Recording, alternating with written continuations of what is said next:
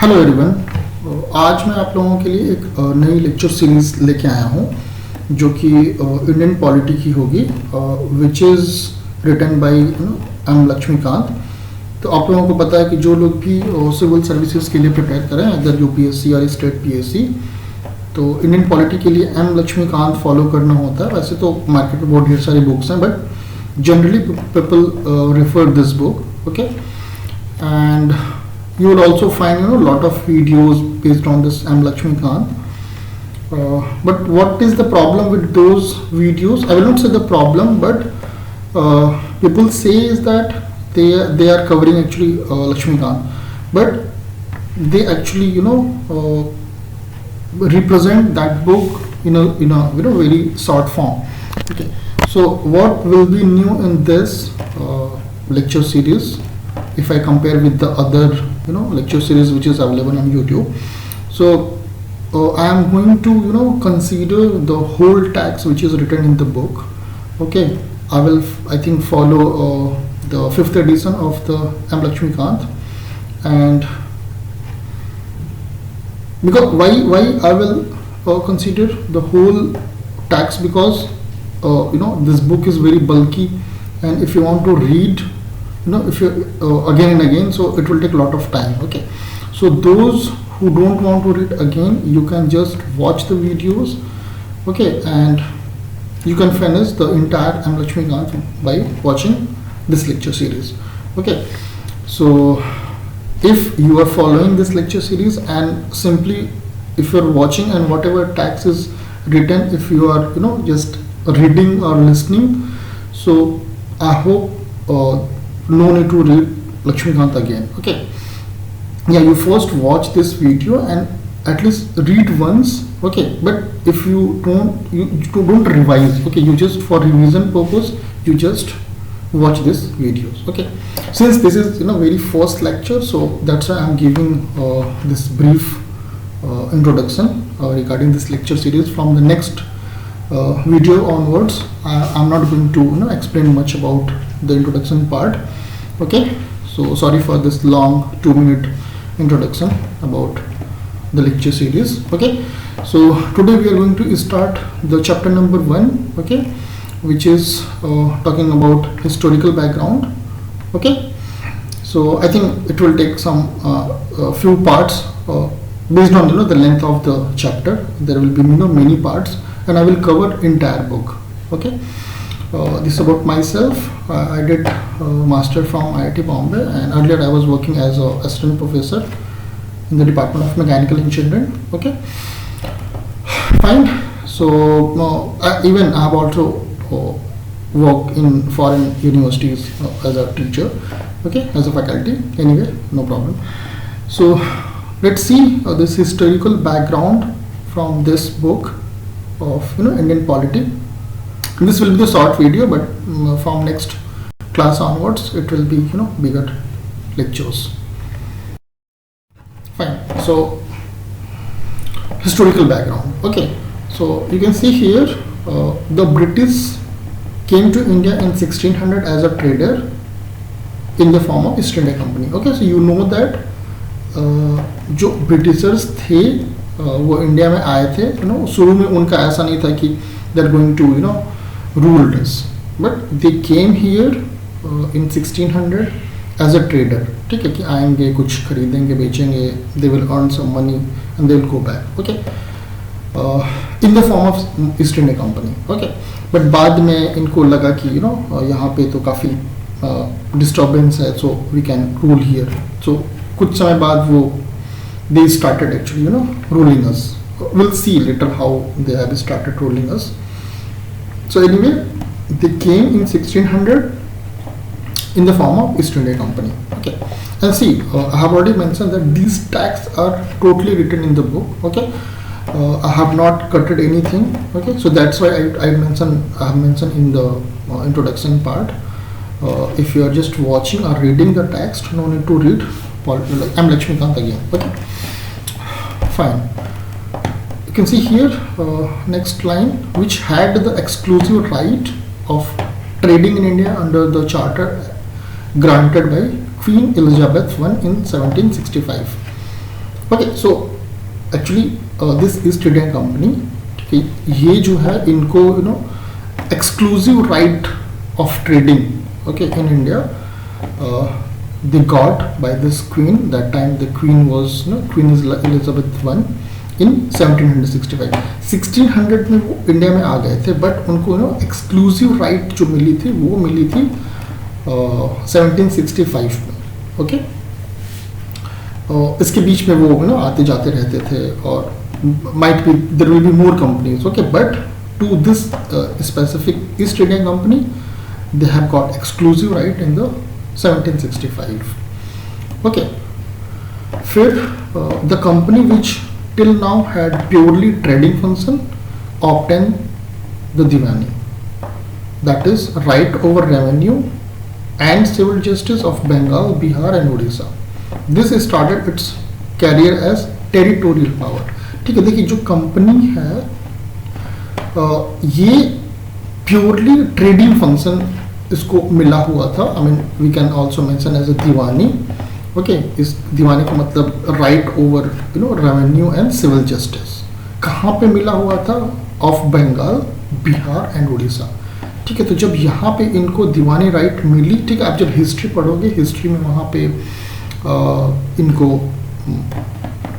anyway I will make lecture series of history also. तो वहाँ पे जो बंगाल का राजा था, उन्होंने इन्हें दीवानी राइट दी थी कि ठीक है आप आओ यहाँ पे revenue civil justice in Bengal, Bihar, Orissa.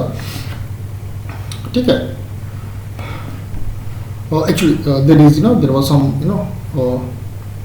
they have won actually Plassey battle. फिर उसके बाद उनको ये सब चीज़ें मिली थी. Those are actually history part. I'm not going to tell here again. I mean not again.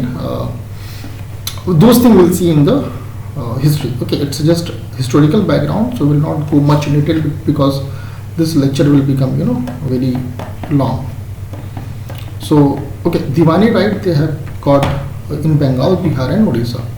Okay, and this when they got the Diwani right, this actually started the career of territorial power. ठीक है, उससे पहले जब इनको दीवानी right नहीं मिली हुई थी, उससे पहले कुछ नहीं था. ये आते थे, ट्रेड करते थे, चले जाते थे. बट जब उनको दीवानी राइट मिली, उसके बाद अब इनको एक एरिया मिल गया, उस पर पूरा ये एक तरह से रूल टाइप के करने लगे. Okay, so that's why they have mention the territorial power. Okay, तो जहाँ पे जो दीवानी राइट उन्हें मिली, so they have got the territorial power. Next, in 1858, the week of Sipahi Mutiny, the British Crown assumed direct responsibility for the governance of India. Okay, आपको पता है कि 1857 की क्रांति हुई थी. ओके, कहाँ से हुई थी? वहाँ पे मेरठ से हुई थी, सिपाही म्यूटिनी के थ्रू.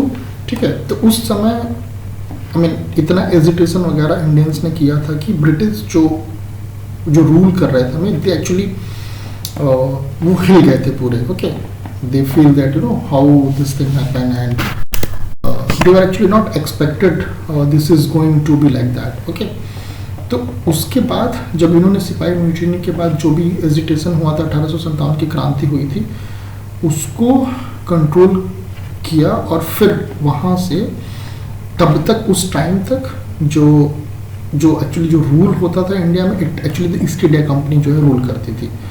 बट इसके बाद से क्या हुआ कि British crown assume direct responsible for the governance of India.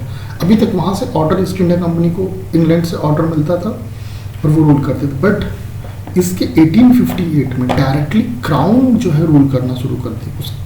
उसके नाम पे सब कुछ होता था in the governance of India. Okay, and this rule continue till India was granted independence on 15 August 1947. और जो क्राउन का रूल था, it continue till 15 August 1947. Okay, इस समय हम लोग 15 August 1947 we got independence. Okay, so from 1858 to 15 August 1947 जो rule था वो पूरा क्राउन का था. Okay, next, with independence came to need of the constitution. ठीक है, तो हमको जब इंडिपेंडेंस मिला उसके बाद we need actually constitution. Okay, so as suggested by M N Roy. Okay, so he was a pioneer of communist movement in India. तो इन्होंने सबसे पहले सजेस्ट किया था वी रिक्वायर्ड एक्चुअली कॉन्स्टिट्यूशन। तो देखिए एग्जाम में पूछ सकता है कि सबसे पहले किसने कॉन्स्टिट्यूशन की बात की थी, तो he was actually M.N.. Roy. This is actually very important, please remember this. Okay, so he was the person who said that okay we required constitution. Okay, in 1934 itself, ऐसा नहीं था कि जब हमारा इंडिपेंडेंस हुआ उस समय ना, ये बात पहले से ही बोल दिया गया था, इन्होंने 1934 में ही बोल दिया था। ओके, सो इसी के वजह से बाद में द कॉन्स्टिट्यूएंट असेंबली बनी, फिर they made the constitution. So you can read here, Constituent Assembly was formed for this purpose in 1946, and on January 26, 1950, the Constitution came into being. Okay, तो 1946 में हमारा Constituent Assembly फॉर्म हुआ था। उसके बाद इन लोगों ने मिलके कॉन्स्टिट्यूशन बनाया, और वो जो हमारा कॉन्स्टिट्यूशन इम्प्लीमेंट हुआ, it was on 26th January 1950. Okay, so इसको as a Republic Day also we celebrate, we know that. Okay, so this day actually the whole constitution was implemented all over India. ठीक है।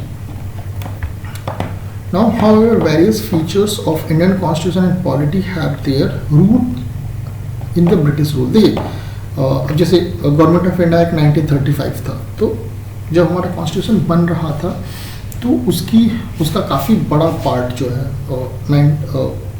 उसको government of India act 1935 से लिखा गया था, because we actually adopted the rule the way they were ruling, this Britishers were ruling.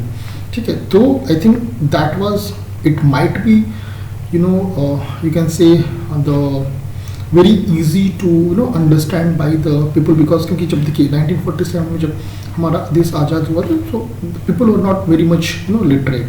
तो अगर आप एकदम से कोई नई चीज़ ला के दे दो उन्हें, तो वो काफ़ी कॉम्प्लिकेटेड होता। तो वो लोगों ने, हमारे जो कॉन्स्टिट्यूशन मेकर थे, उन लोगों ने क्या किया कि जो रूल चल रहा था उस टाइम पे, उसी को ही मॉडिफाई करके और कुछ उसमें ऐड करके, जिस तरीके से बेस्ट सुटेबल था हमारी कंट्री के लिए, हमारे लोगों के लिए, उस तरीके से उन लोगों ने बनाया। सो दैट्स वाई इसमें जो काफ़ी मेजर पार्ट था, that they have taken from the British rule itself.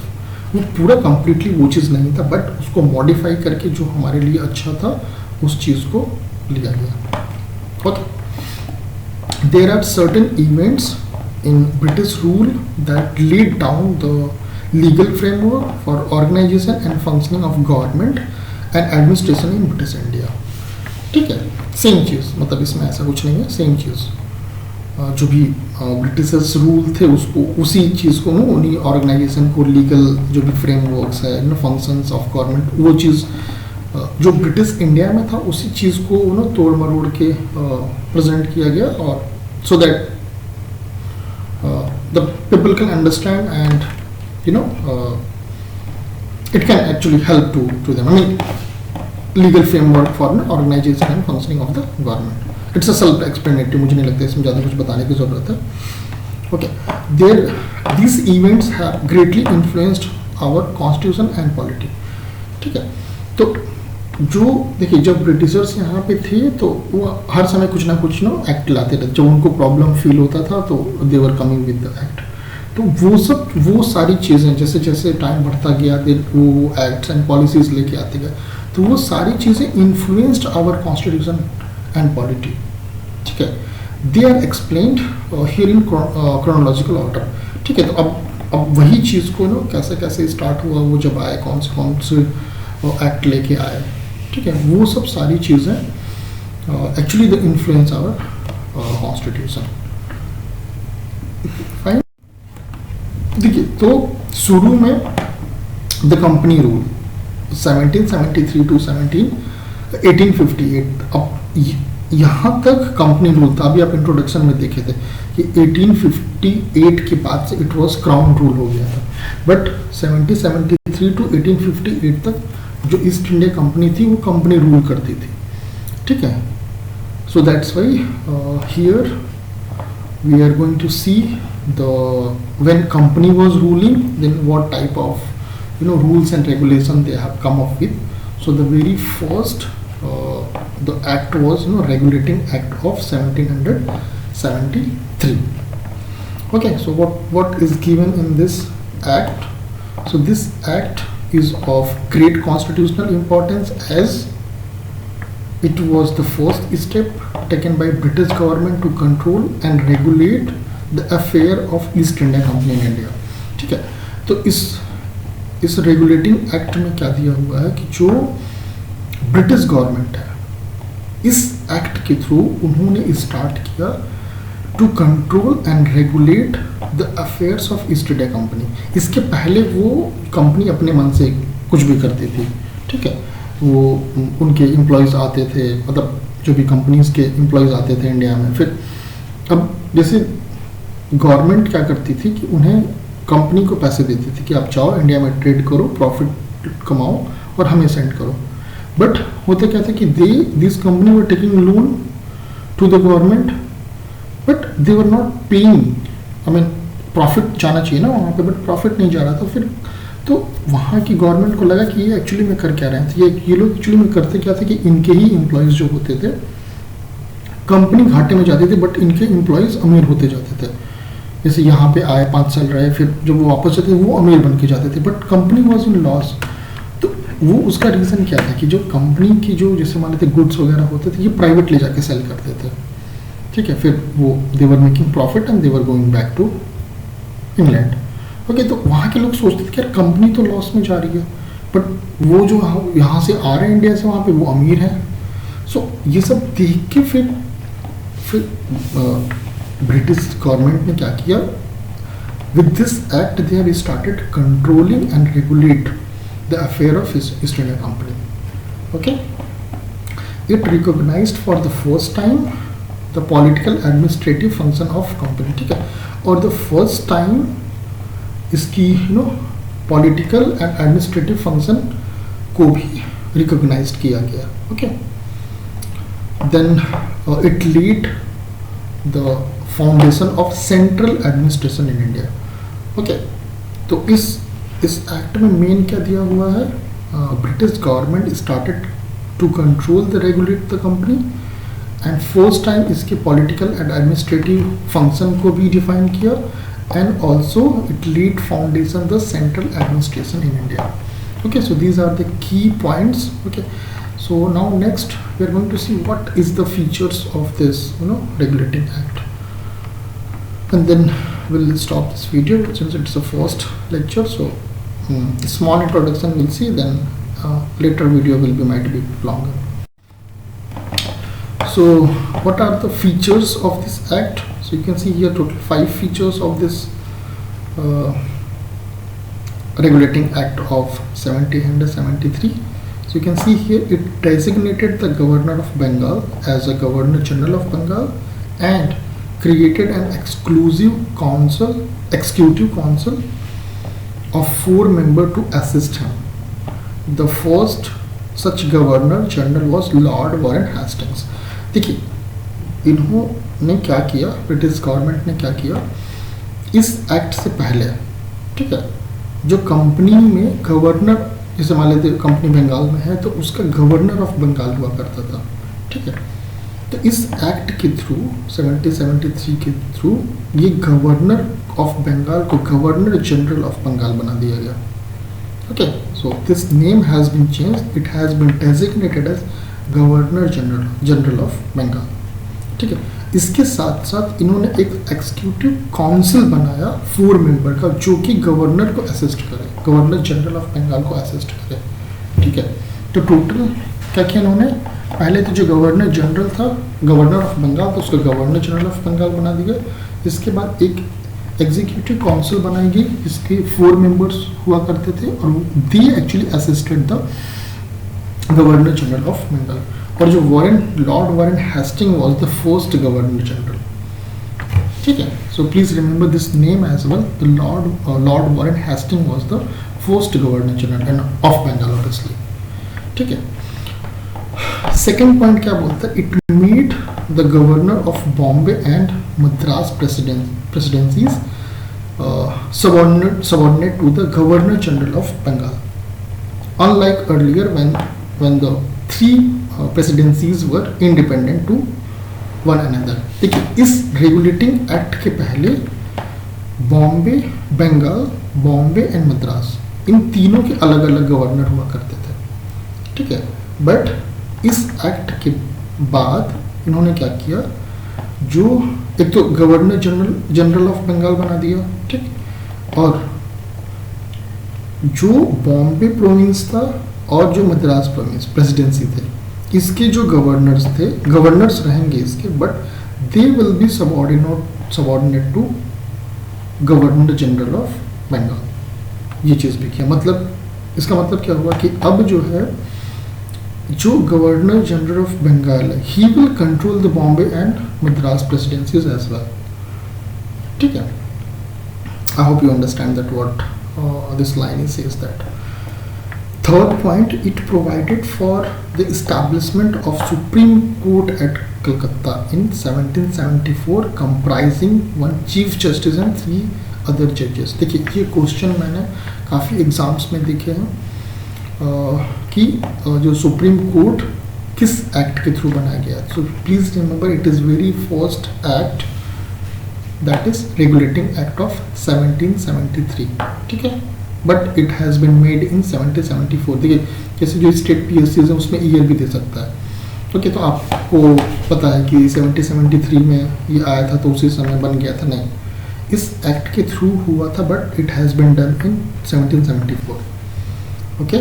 और इसमें एक चीफ जस्टिस थे और 3 अदर जजेस, ऐसा था. ऐसा जब बना था स्टार्टिंग में, तो इनके जो जजेस थे, okay. So this was the third important point. And the fourth important point is it prohibited the servant of company from engaging in any private trade or accepting present or bribe from the native. देखिए, मैं starting में ही आपको बता दिया था कि क्यों regulating act लाने की ज़रूरत पड़ी, कि कंपनी तो लॉस में है, बट उनके जो सर्वेंट थे, जो एम्प्लॉयज़ थे, दे वर बिकमिंग रिच. वो क्यों हो रहा था? They were doing private trade, company के माल को ले जाके बाहर मार्केट में बेच देते थे, ठीक है. तो उन्हें तो प्रॉफिट हो गया, बट वो पैसा कंपनी को तो मिला नहीं. तो इस एक्ट के through they have actually prohibited servant of the company, जो कंपनी में जॉब कर रहे हैं, they can not engage in any private trade. वो प्राइवेट में कोई भी माल को ले जाके बेच नहीं सकते हैं, ठीक है. और इसके अलावा कोई अगर उन्हें प्रेजेंट कर रहा है, ब्राइब दे रहा है, मतलब native, so they can't take it, ठीक है. अगर वो कोई ऐसा करता हुआ पकड़ा जाएगा तो कुछ नहीं होगा, उनको निकाल देंगे कंपनी से, जॉब चली जाएगी उनकी, okay. So they have actually prohibited this also because company was facing loss, so that's why. And the last point is it strengthened the control of British government over company by requiring the court of director, governing body of company, to report its revenue, civil and military affair in India. देखिए, इन्होंने to control the company, जो British government ने क्या किया, एक court of director बनाया, COT, which is nothing but it's a governing body of company, ठीक है. उससे पहले I think board of directors वगैरह होते थे कंपनी में, बट उसको उन्होंने एबॉलिश कर दिया और फिर एक नई चीज़ लेके आए, court of directors, okay. So this was the governing body of company. और ये जो होते थे court of directors, they were actually directly reporting to the British government. किस मामले में रिपोर्ट करते थे? Revenue, civil, military affair in India, ठीक है. तो ये जो कंपनी उस समय जो भी रेवेन्यू जो भी कमाती थी, जो भी सिविल अफेयर करती, जो मिलिट्री अफेयर इसके होते थे, क्योंकि ये कंटिन्यूस वॉर वगैरह में रहते थे, तो उसके लिए they were actually made this court of directors, which was governing body of company, they were actually giving all the information to the British government, ठीक है. तो इस एक्ट के थ्रू उन्होंने क्या किया, जो कंपनी थी उसको पूरा का पूरा कंट्रोल करना शुरू कर दिया, ठीक है। तो in short, if I'll say, they have made actually, the governor of Bengal into, Governor General of Bengal, and they have made, the governors of Bengal and Madras to the subordinate of Governor General of Bengal. They have also established a Supreme Court in 1774 with 1 Chief Justice and 3 judges, and they prohibited the private trade of, servant of company. And also they have created, court of directors to directly control the company, and they were actually reporting to the British government in revenue, civil and military affairs. Okay. So this was the very first video of this. I hope you like that. Next video will try to finish this chapter. Okay, and simultaneously this lecture will go, okay, and I will complete the whole M. Lakshmikant. And again, in the last, I will say once again, in this I will consider the whole tax of Indian polity, so that if you are watching the whole this all lecture series, no need to read Indian polity. Thank you.